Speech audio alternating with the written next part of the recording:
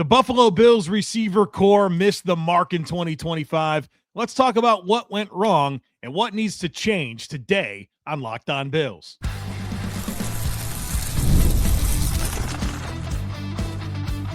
You are Locked On Bills, your daily Buffalo Bills podcast.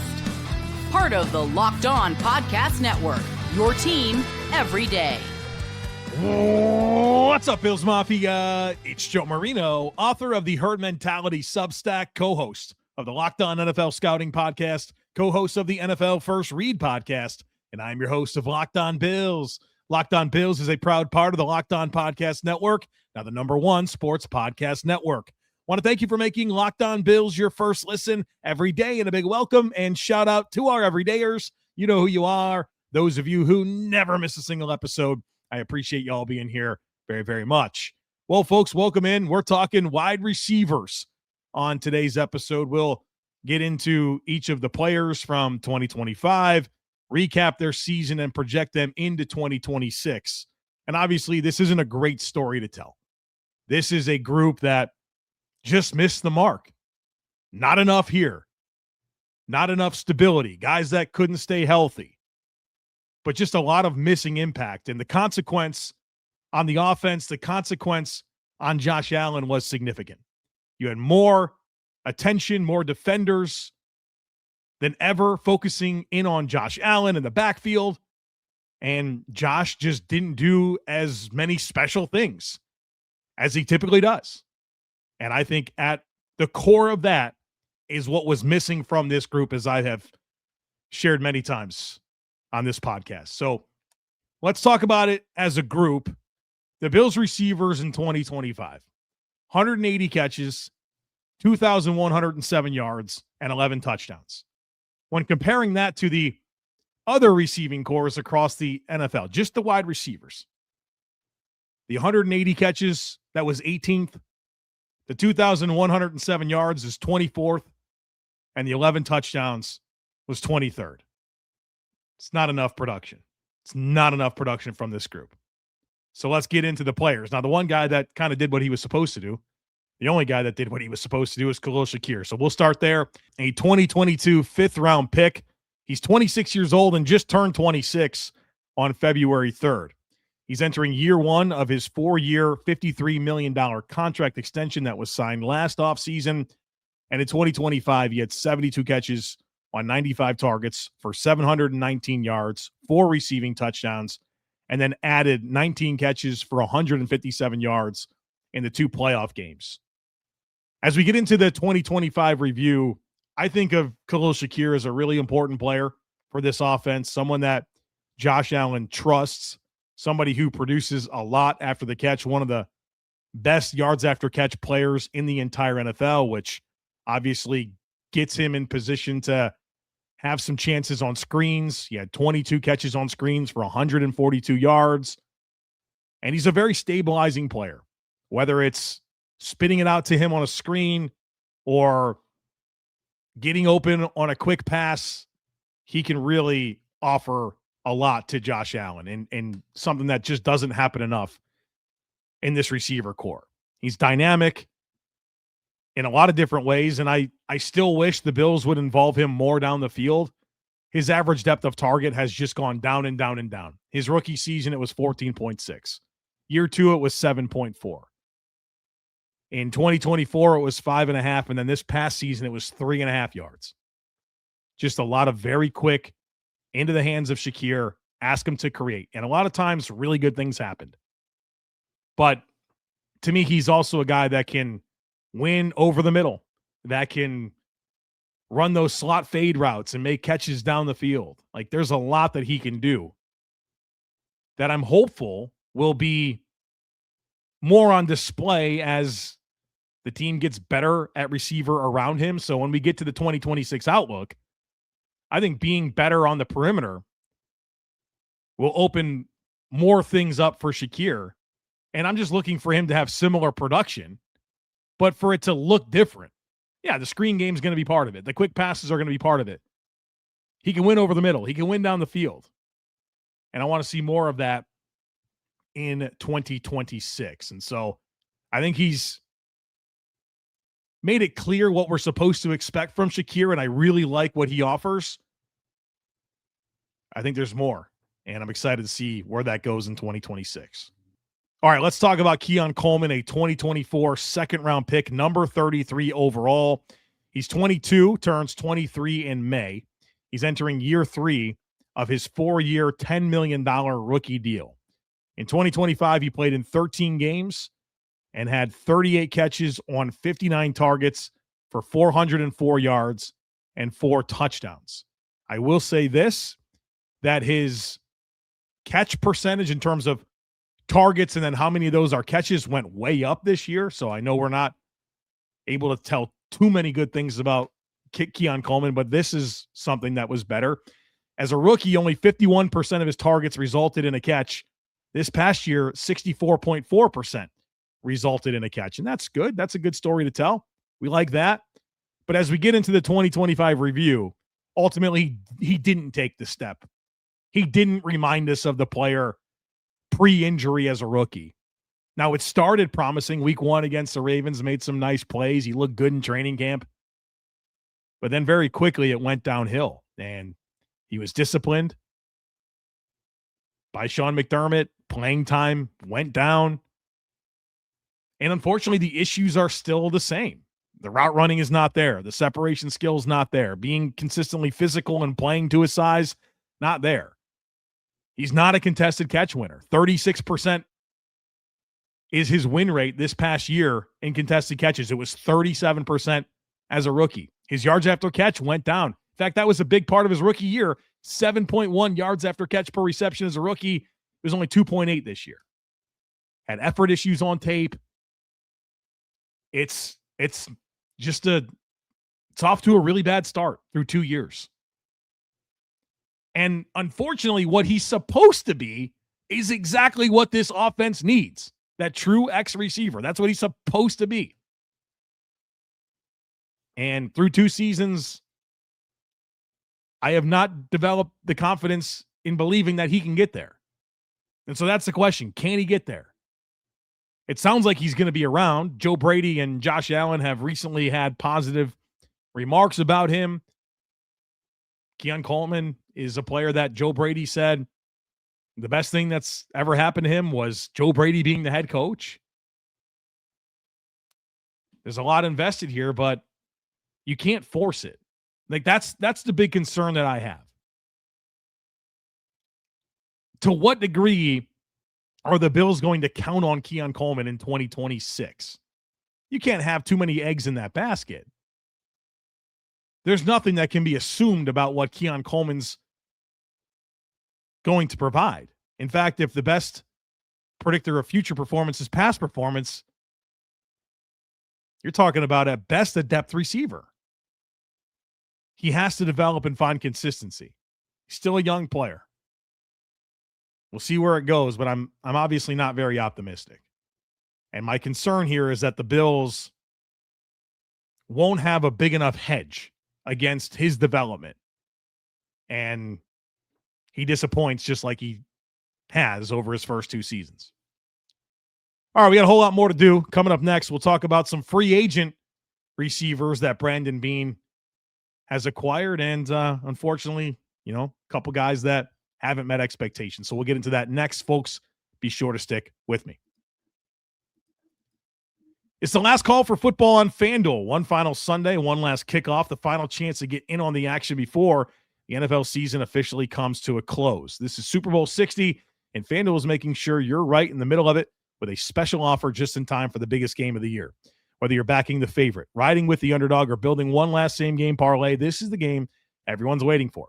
This is where predictions turn into plays, stats turn into storylines, and every snap feels bigger. It's the perfect way to cap off the season and make the Super Bowl even more exciting from kickoff to final whistle. If you're a new customer, bet just $5 and you'll get $200 in bonus bets if you win. So make it count, because after the Super Bowl, the season is over. Last call for football on FanDuel, an official sportsbook partner of Super Bowl 60. Visit FanDuel.com to get started. Finding a doctor you actually like can feel like discovering a diamond in the rough. Sure, you want someone who's in network nearby and has availability, but you also want a doctor who listens and makes you feel comfortable and explains things clearly. that kind of doctor exists, and finding them is easy with ZocDoc. ZocDoc is a free app and website that helps you find and book high-quality in-network doctors so you can find someone you love without all the hassle. We're talking about booking in-network appointments with more than 150,000 providers across all 50 states, covering over 200 specialties from primary care and dentistry to dermatology and eye care. And I'll admit it, I've definitely put off doctor appointments longer than I should between work, life, and everything else. It's easy to delay. ZocDoc makes that process simple. You can search by specialty or symptoms and actually build a care team that works for you. You can see real-time availability and book instantly. No phone calls, no waiting on hold. You can also read verified patient reviews so you feel confident choosing a doctor you're actually going to like. And whether you want to go in person or do a video visit, ZocDoc makes it easy either way. So stop putting off those doctor appointments and go to ZocDoc.com/LockedOnNFL to find and instantly book a doctor you love today. That's ZocDoc.com/LockedOnNFL. ZocDoc.com/LockedOnNFL. And thank you to ZocDoc for sponsoring this message.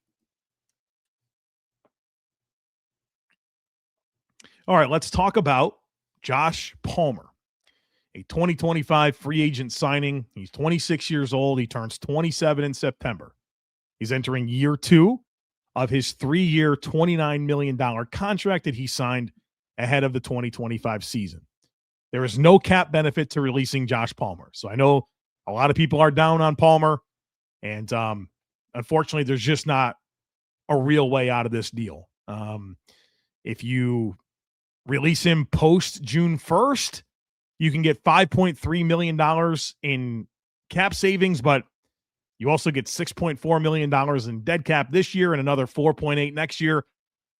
Contract-wise, Josh Palmer's probably going to be around. In 2025, he played in 12 games, had 22 catches for 303 yards with no touchdowns.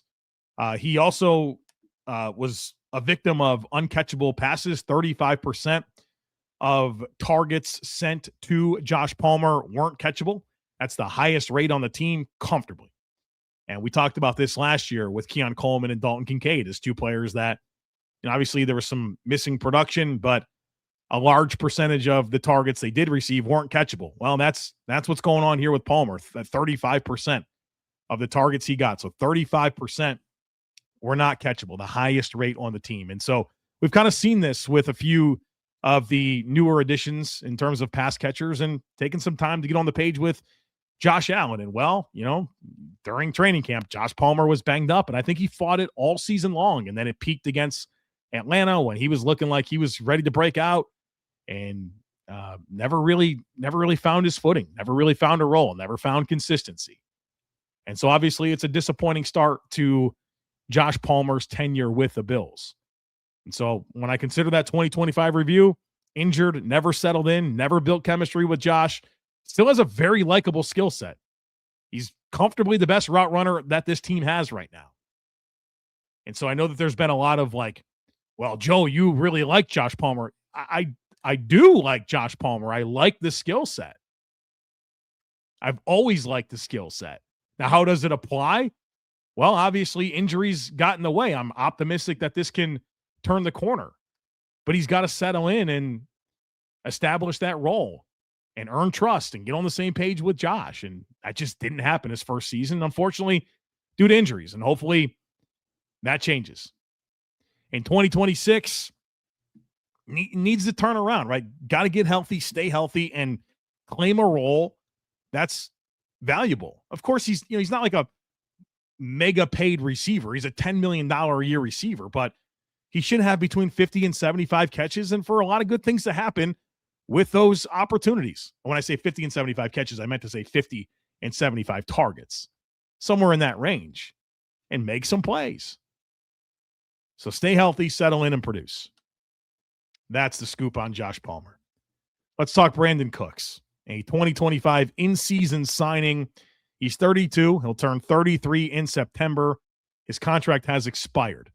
He played 5 games during the regular season with the Bills, had 5 catches on 11 targets for 114 yards, and had 5 catches for 78 yards in 2 playoff games. Look, Brandon Cooks came in and provided a consistently available target down the field for Josh Allen, but the results of those targets were wildly inconsistent. Sometimes Josh missed them. Sometimes Brandon Cooks didn't haul in the pass.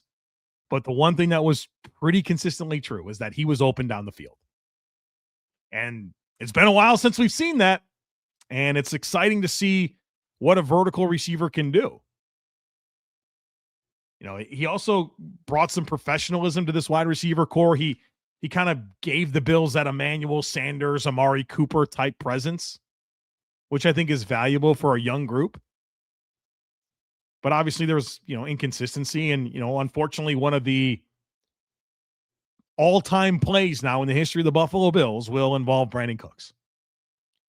So what's the 2026 outlook? To me, he's plan C. The Bills need a player that is like Brandon Cooks, but maybe not 33-year-old Brandon Cooks.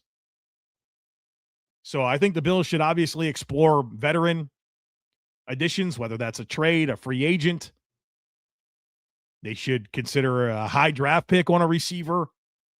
And so I think you let that play out and you say, Brandon Cooks, we like you, but let's talk after the draft.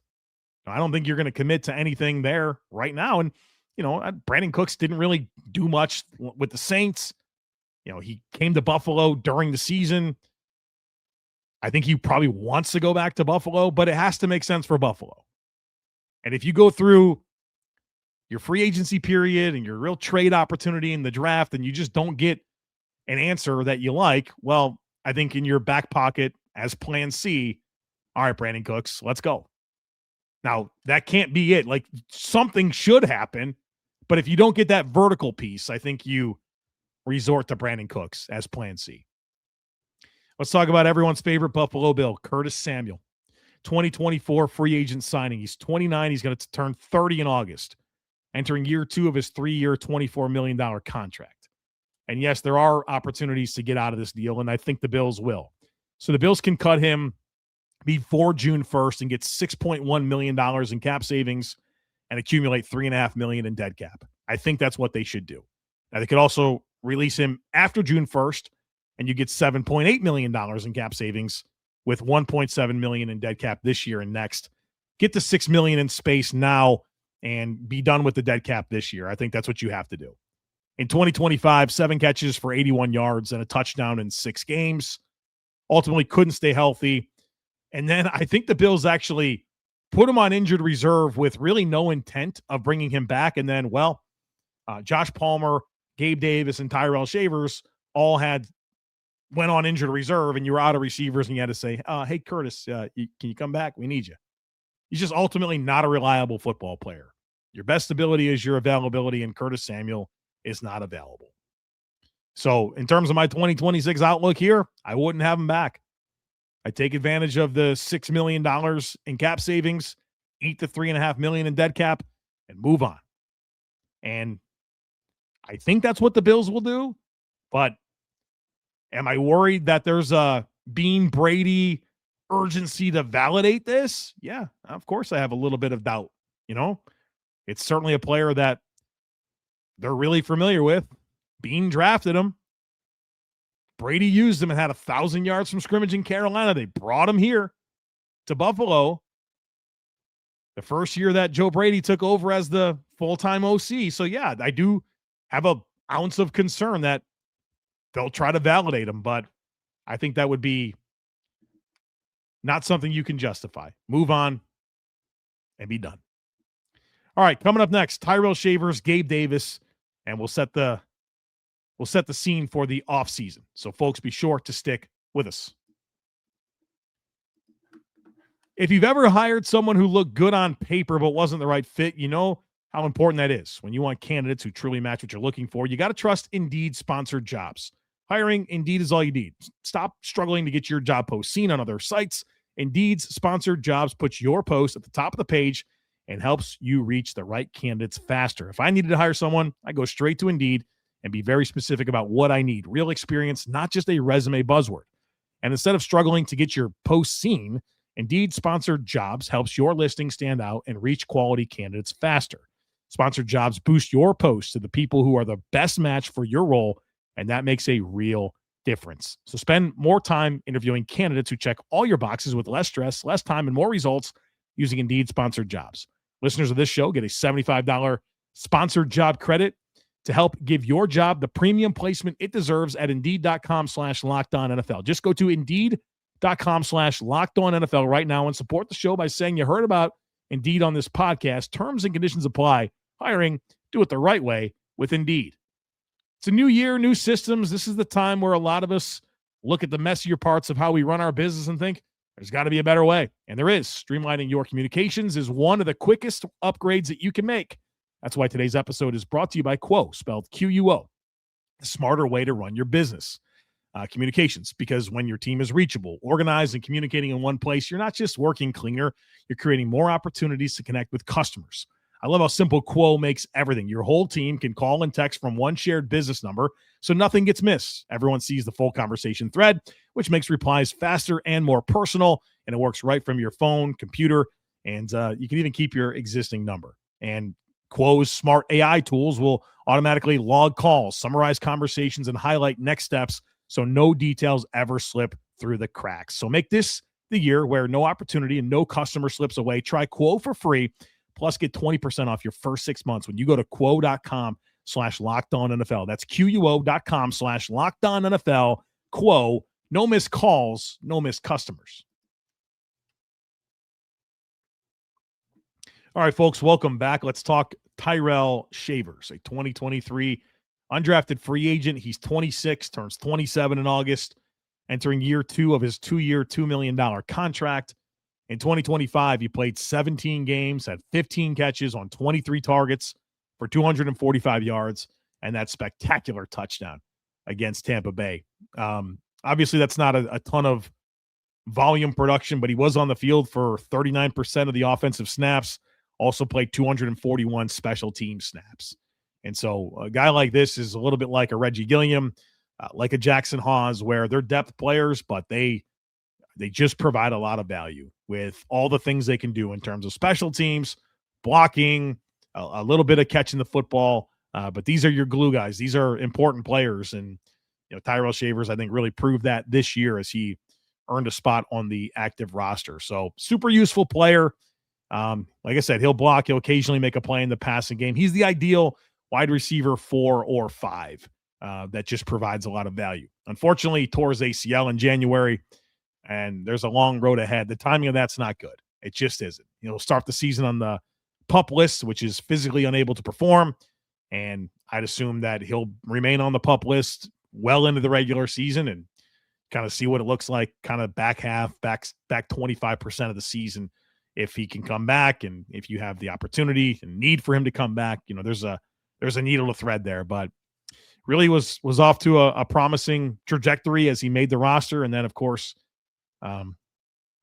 ends with an ACL tear.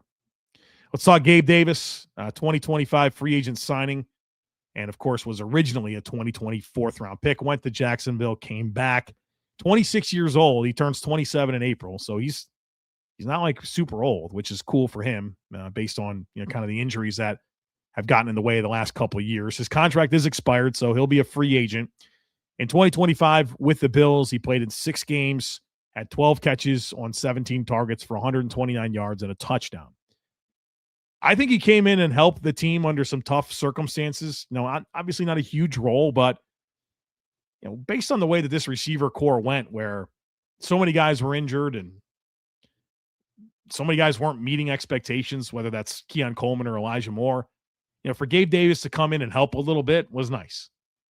And it felt like later in the season, they were trying to figure out what the right mix of guys to have active on game day was. And sometimes Gabe was inactive, but when he was available, I thought he was a positive to this team. And look, low bar to clear, not hard to step into this receiver situation and be a positive.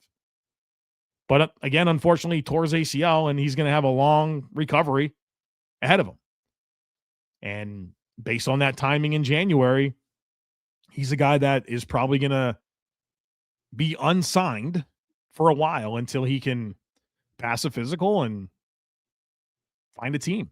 So kind of feels like this coming year is going to be a bit of a lost year for Gabe Davis. And I don't know what type of appetite the Bills would have to have him back, but I think you let him heal up and see where everyone's at that point in time. The Bills did sign 2 players to futures deals. Steven Gosnell, who was on the practice squad all year, he's in the mix for 2026. And then McCole Hardman also signed a futures deal, who got some chances during the regular season and the playoffs. Of course, the playoffs probably more due to necessity, but he is in the mix for 2026 as well. So what do the Bills have? What do they need? Well, they have Shakir, Coleman, and Palmer under contract in ways that signal that they're going to be part of this team. You have Tyrell Shavers with a torn ACL, so he'll start the year on PUP. You have Curtis Samuel, who's technically under contract, but should be released. And then expiring contracts in Brandon Cooks and Gabe Davis. And certainly Gabe Davis, if he were to come back, that would be well into the 2026 season. I talked about my idea for Brandon Cooks. I don't mind if he's back. I really don't. I think he can help this team.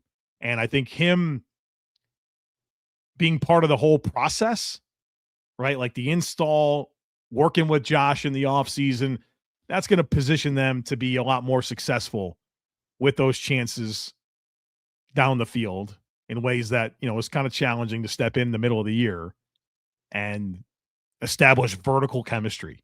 It's tough to do. So I wouldn't mind it, but I also, that can't be the move, right? We're going to bring back Brandon Cooks. So we'll have Brandon Cooks, Khalil Shakir, Keon Coleman, Josh Palmer, and, some mid-round draft pick. That can't be the plan. So what do the Bills need? They need more impact. They need players that defenses care about having to defend so Josh Allen can get back to being Josh Allen. And I think they need a volume guy, someone who demands targets that can get open and catch the ball. They need verticality. They need some players that can win down the field. It's a missing part of this formula lately. They really haven't had those vertical threats. Nice little tease with Brandon Cooks, but it's tough to step in late in the season and be consistent with that. And so I am expecting some investments here. Probably a somewhat meaningful draft pick and a veteran addition. And so, like, if your veteran addition's more of a modest, then hey, it's got to be a high draft pick. But you gotta get some stuff going in here to move this offense forward. And look, we've talked about the Sean Payton offense. There's that prototypical X always, the Michael Thomas type player. There's the field stretcher, the Devery Henderson type player, the Marvin Mims, the Troy Franklin. Then you kind of have, like, of course, your slot player. They're typically bigger slots. Your move piece tight end, the Bills have that in Kincaid, but they kind of need to get that X receiver figured out, and they need to get that field stretcher figured out. And I'm expecting some resources to be committed to finding it, because this part of the equation for maximizing Josh Allen's ability to impact football games is notable. And they got to get the right mix. You can't do this again. You cannot do this again. I'm excited to see where it goes. All right, folks, thanks for being here. Got so much more content coming for you. We have Bill Squad Live Thursday, 1:30 p.m. Eastern Time. We'll talk O-line later in the week. We got the defensive side of the football. We got to get into salary cap stuff. We got to get ready for free agency. Talk more about the overall vision for what I think Brandon Beane needs to get done. So don't miss anything. Make sure that you're subscribed. Would love it if you took a second to rate, review, and share the podcast. Have a great rest of your day. Go Bills. And I look forward to catching up with you again real soon.